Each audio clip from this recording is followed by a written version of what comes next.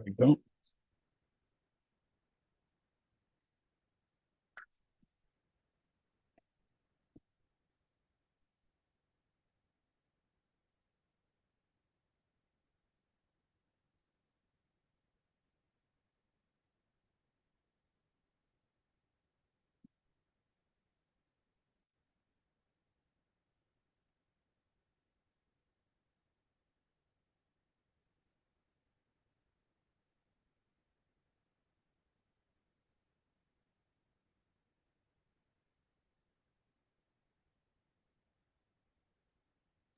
Good deal.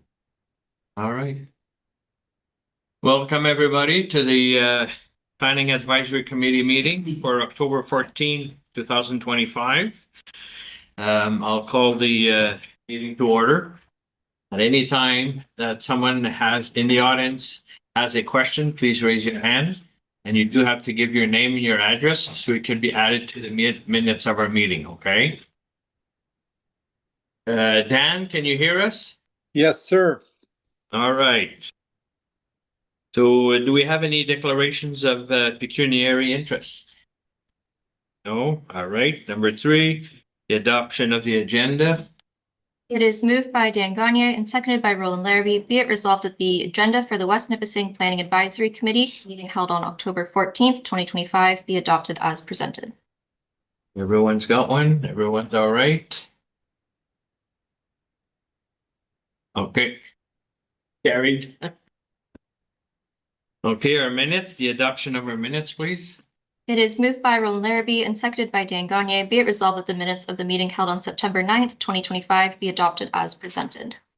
Everyone had a chance to read up and all is good. So I'll bring it to a vote. Everybody in favor?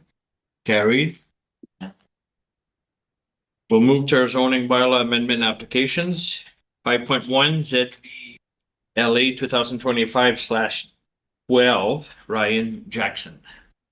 It is moved by Dan Gagne and seconded by Roland Larrabee, whereas a public meeting was held on October 14th, 2025 for the purpose of amending zoning bylaw 2014-45, and whereas written concerns or objections have been received to the proposed amendment, be it resolved that the Planning Advisory Committee of the Municipality of West Nipissing recommends that Council for the Municipality of West Nipissing adopts the proposed zoning bylaw to rezone the property at 192 Plant Road, and more particularly shown on the attached sketch, and that Schedule I-1 of Bylaw 2014-45 shall be amended by changing the zoning designation of the property shown on Schedule A attached here to, which property is more particularly described as part of Lot 12, Concession 2, Part 4, 36R-14275, Township, Municipality of West Nipissing, from rural to tourist commercial to permit a tourist commercial establishment. Through Mr. Chair, right before this meeting started, actually, I did get an email regarding the legal representation on this file and potential conflict of interest there. So because there is some unsurety about what is happening on a legal standpoint on this file, I would recommend that we defer it until that is sorted out so that we can review this properly. Are we okay to defer it, or should we? Has the proponent been informed of that? Unfortunately not, no, because I got the email about 2 minutes before we walked in here. Well, Go ahead, Dan. well, your meeting is scheduled and you got all the proponents basically gathered here. I don't know what your legal precedent is. I haven't been exposed to this many times, but you have basically all of the people that would be deciding. But if we don't have all the information, we need to be informed.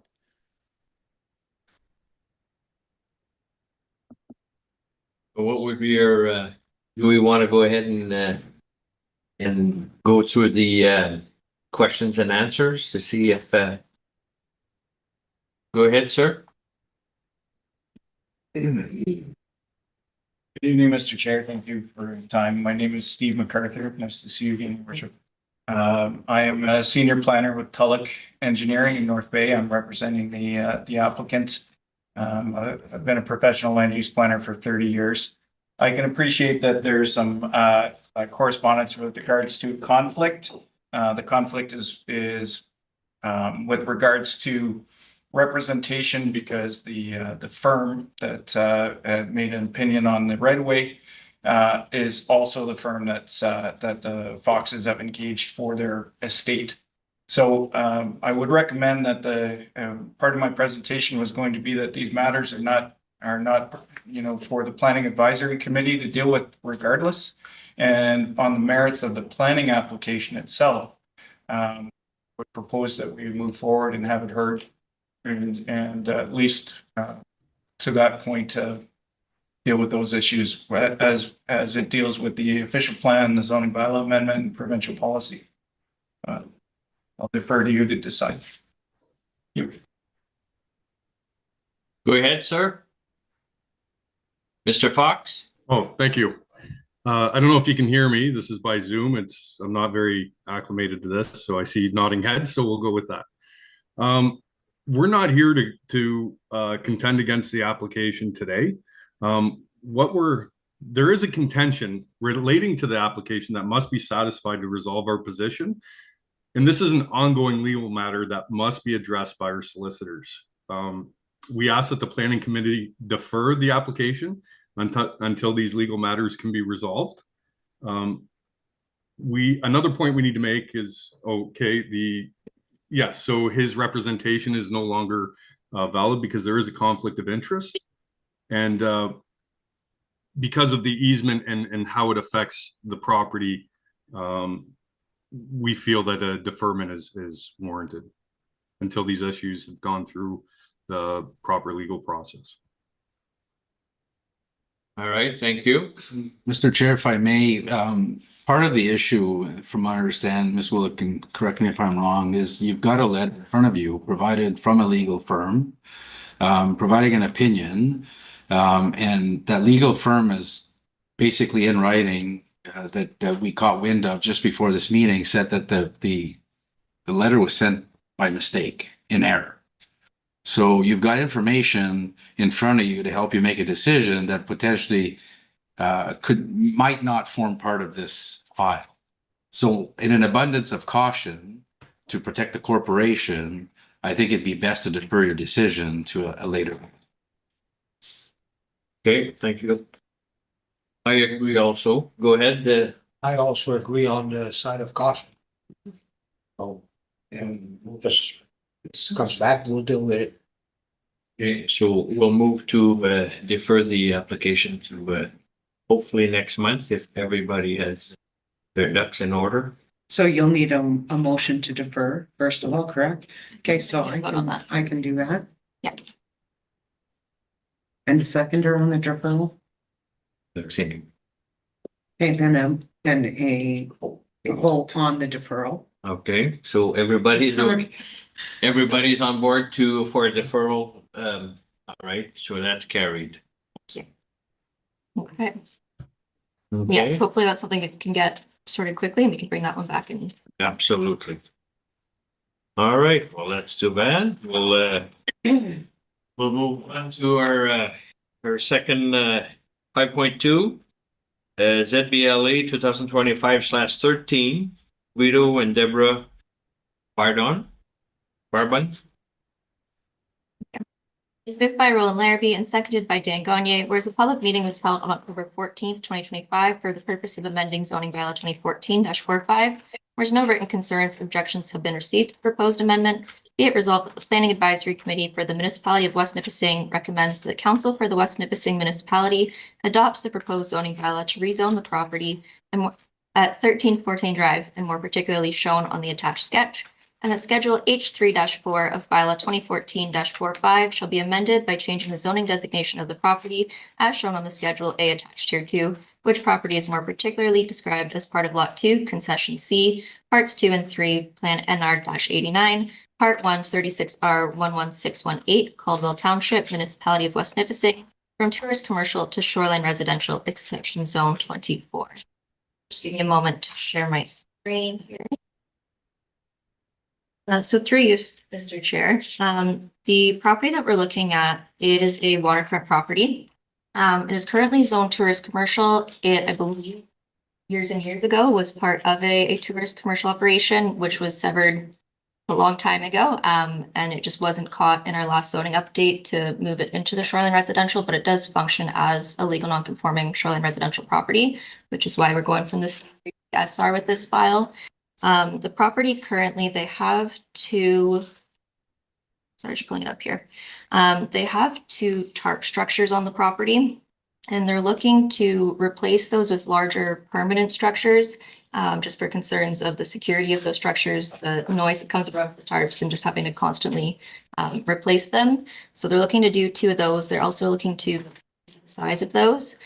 Because of the topography of that part of the property, there is a bit of a ridge there. So they aren't able to build one large structure that kind of spans over it because of that change in elevation. So they're looking to do two.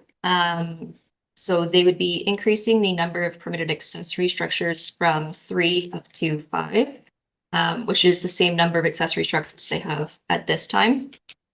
With that, they would be increasing the lot coverage from the permitted 5% to 6.3% for their accessory structures. And as part of their application, they're also looking to do an addition to an existing shed on the property, which you can see here. And they'd like to do that addition as a sleeping cabin, so no bathroom, no cooking facilities. And in order to align the fronts of those buildings, they're looking for a reduction in the side yard for the bunkie from a 3-meter setback to a 1.8 meters. Just because of the angle of it, you can see there's a bit of a pinch point there, but I believe majority of the structure will meet that 3-meter setback. And that is the application in front of you. So if there's any questions, sorry, just one last thing. You do have some support letters in front of you. There is a petition in the package that has support from 7 neighbors. And then there was also another one received today from another neighbor that was put on the desk in front of you. Thank you. Do we have any questions from our panel?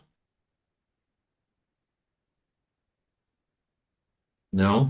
Yeah, I do. Oh, go ahead, Kathy. That's it. In the report, it says that the current lot size is a total of 0.75 acres. I believe it should be 0.75 hectares. My apologies. Sectors. It says acres in the Oh, sorry. number 2 background application. Yes, that should be hectares. Has every, Sorry, no, that is correct. It is the, Acres? yes, 0.75 acres. yes, the property was created multiple decades ago. And then there was a lot of addition done to it since then, but it is still an existing undersized property. Okay, so even with the lot addition, it's still undersized to what would be permitted. That is correct. If it was a new severance now, yes. Okay, go ahead, Dan. Yeah, my only question is, as far as we want to adjust the setback because they want to enlarge the bunkie. Can they possibly enlarge the bunkie going the other way to respect the setbacks and not alter the setbacks to the property line? I believe the That's applicant's part correct. here that we could ask if they would be Okay, comfortable with that. go ahead, ma'am. My name's Deb Argone. I live at 34 Fortune Drive. Just to confirm, you're asking if we could put the bunkie on the other side of the shed to Well, preserve. So what My- they're asking, My question is, as per the sketch, if you can actually, instead of encroaching on the property line, if you can actually encroach it on the other side as to not exactly, just like that. That way you don't alter the setbacks and it's just one less thing to worry about in the future. We could move it forward. My understanding was that it had to align the front facade of the shed and the bunkie because it's an addition, had to appear to be one building. We can adjust it, but the roof lines wouldn't match exactly then. Okay. Oh, you know what? I'm sorry. If you look, thank you. I don't know if there's a photo in that group. There is actually bedrock right in front of where the bunkie is going to be that is higher up. That it's not a good photo that helps us much. No, but if you look just under where that tree shadow is, that's all bedrock and it does sit about 8 inches higher. From where the shed is. The reason for it, because it was to carry on the bedrock. Yeah, we have Lower to the bedrock. put it back. Yeah. Okay. Otherwise it would sit a lot higher than the other shed. I didn't realize, I forgot about that until my husband pointed it out. Okay. So moving it forward would not actually work because of the bedrock that sticks up there. All right. Fair enough. If it helps, that portion of property, just below that pink line is wooded. It's a drop off. It's kind of a rock cliff down to the water. Our neighbor, Miss Benning, does not access that at all. It's very, very rough terrain. There's no use for it. It's aesthetics. That's all it is. There, you might be able to see it in one of the photos. But No, there's nothing there. I fully understand what you're saying, and I don't have an issue with it. I'm okay. Thank you, Dan. Okay, thank you. Do we have any more? Go ahead, Catherine. Yeah, my concern more is the number of accessory structures, because I think 5, especially when you're looking at a lot that's already undersized to what would be acceptable right now, the current structures, I think that are the 2 that are marked in green shed, those are the tarp structures. Yes, so sorry, I'm just getting back to that one. Oh, shed 2, shed 3. Okay, so those, So you can see that there's tent 1 and tent 2, those Yeah. are those tarp structures, and then shed 2 and 3 are also existing structures that they'd like to retain because they are still in good shape. okay. Yeah, it's a lot of buildings on one property, but I'd rather see them consolidated and If we could, we would. Yeah. But just to your point, from the road, those 2 sheds are not visible at all because it's heavily wooded in front of it. And to the right of those, it's a rock wall. And the property beside it and to the rear is all open land. In conversation with one of our neighbors, they didn't even realize that those sheds were there. Just in the daily passage along the road. They are quite camouflaged by the wooded area. And they are very functional. They both have electricity to them. Right now, they're serving as storage, but we would like to make them more functional to keep them. The other 2 will have their purpose, and those 2 actually do have purpose. When we first spoke with Miss Willett to remove one of them and move it, there are now trees blocking that have grown around it. So it would be very difficult to move it. We'd have to take it down, and it just seems like such a waste of a resource to take it down, being in such good condition. Perfect. Thank you, ma'am. Okay, thank you. Any more question? To me, if you're you're making you're trying to make the property better, I would fully support it, but go ahead, Mr. Larrabee. Thank you, Mr. Chair. As I see, you have challenges, the bedrocks and everything else, and in this case, with this, I would support your project. Is there any more questions regarding this application? If none, I'll bring it to a vote. Anybody in favor? Carried. Okay. Pass. You're welcome.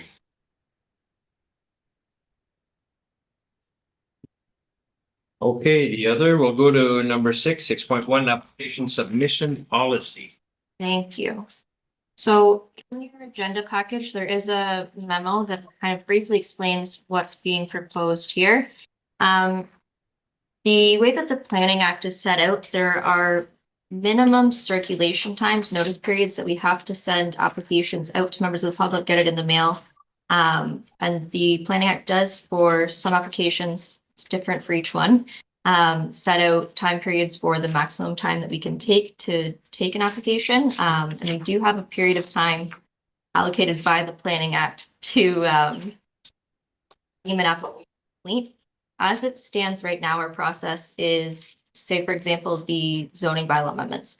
Zoning bylaw amendments have to be circulated 20 days in advance of the application being heard by the committee. Right now, if that's the Wednesday, we require applications the Friday before. So staff really aren't getting a ton of time to do the review for the application, prepare your notices, prepare your circulation, get things out in the mail. Especially if certain applications, like you just heard, there sometimes is a lot of background that doesn't make it into the application form.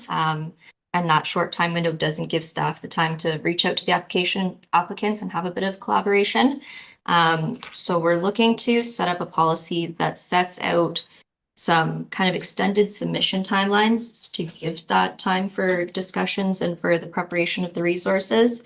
The other component of this, as we'll see with the next item on our agenda, there are times when the planning meetings fall onto a statutory holiday, or in the summer, if council meetings end up being on the Tuesday, we generally do planning meetings.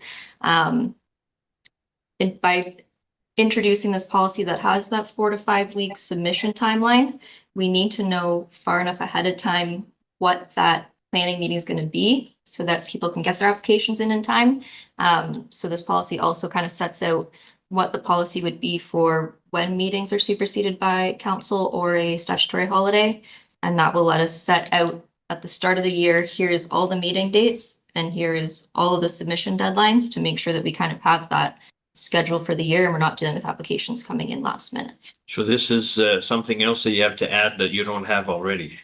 That's correct. We do not currently have any type of submission policy. Okay. Any questions from our, go ahead, Kathleen.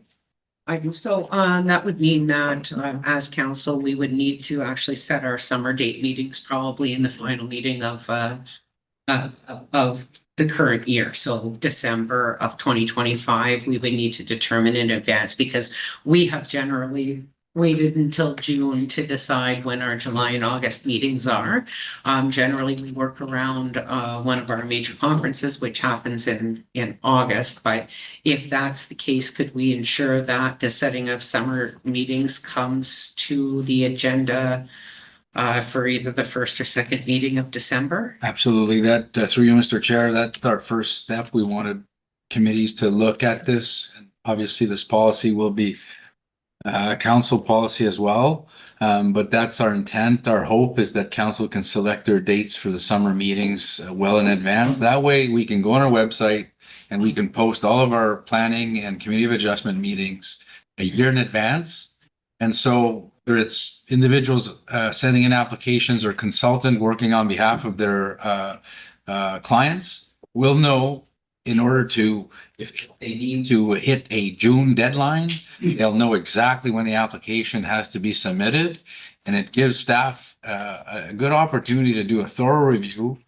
And sometimes applications are not complete. Mhm. So it gives us an opportunity to not rush things through the committee, to do proper circulation. And it's just a good way of doing business moving forward.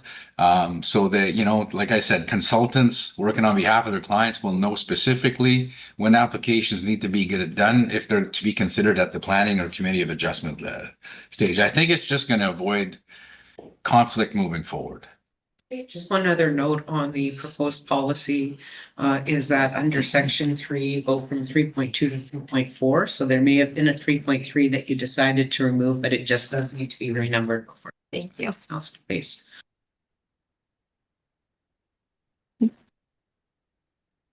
Any more question? Can I guess at any time, if there wasn't any application, we can. I think it states it in there that if no applications are received by the deadline, We'll be stated in there that we can Correct. cancel the meeting and move on to the next. correct. Okay. Yeah. All right. I'm okay with missing one in the summertime, but everybody has to go on holidays. But everybody agrees with this policy. I do also. I think it's a good move forward to keep everybody in the loop. So do you want me to? You have to put a resolution in. Somebody has Do to. you have a resolution? I do not have a resolution in, but if you Somebody want, we to can put- solidify it. Okay, Put a so resolution. I'll make a motion to policy as presented with that one minor. Which is policy. No, but I'll- So I make a motion to recommend the policy as, And Mr. Dan will second. okay. 3 point. 3.3. We're all in favor. So then, Mr. Chair, you just make sure there's no further questions before. we Yeah. go To a vote. Yeah, is everybody okay, Dan and Mark? I'm good. Regarding this policy, yes? Sorry, I'm not trying to, sounds like we're all on board. I just want to point out that the recommendation is when it is a council meeting or it is a stat holiday, that we go to the Wednesday of the week before. Yeah. So we're looking at first Wednesday of the month. We're okay? Perfect. I'll bring it to a vote. Is that even in the summertime? I'm sorry, You even go in the ahead. summertime, it would still be Wednesday and not Tuesday? If the council meeting goes on what would generally be the first or the second Tuesday of the month, Yeah. then yes, we would still go to the first Wednesday. First Wednesday, okay, that's fine. Okay, I'll bring it to a vote. Anybody in favor? Carried. Yeah, Now we'll adjourn the meeting. sorry, No, One we more. have to do that resolution. To move November 11th meeting to November 6th. and if I can, it's been brought to my attention that November 6th is likely a conflict, so if we could move it to November 5th and align with our new policy, actually. So that would be the Wednesday, November 5th. Wednesday, November 5th. Everybody in favor? Just a minute. Double check your, Yeah, I can't make the your 6th, but I agenda. can make the 5th.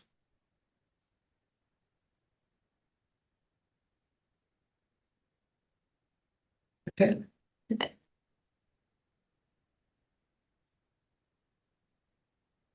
Yeah, good. We're good. So it is moved by Dan Gagne and seconded by Roland Larrabee. Be it resolved that the West Nipissing Planning Advisory Committee meeting scheduled for November 11th, 2025 be officially rescheduled to November 5th, 2025. November 25th. Everybody in favor? 5th or 25th? 5th. 5th. Fifth. That's fine. That's fine. All right, carried. And we're adjourn the meeting. It is moved by Dan Gagne and seconded by Roland Larrabee. Be it resolved that the West Nipissing Planning Advisory Committee meeting held on October 14th, 2025 be adjourned to November 5th. November 5th. Everybody in favor? Carried. Thank you, guys. All right. Thank you. Take care. Nice to see you again, Mark. Now we wait. Yes. For some. Some not. They can leave. Hey, no, I think meeting is from 6 to 6 to 7. They should stay till 7. Sure. Yeah. You tell him. Actually. Okay, have fun, guys. Steph, can you mute it and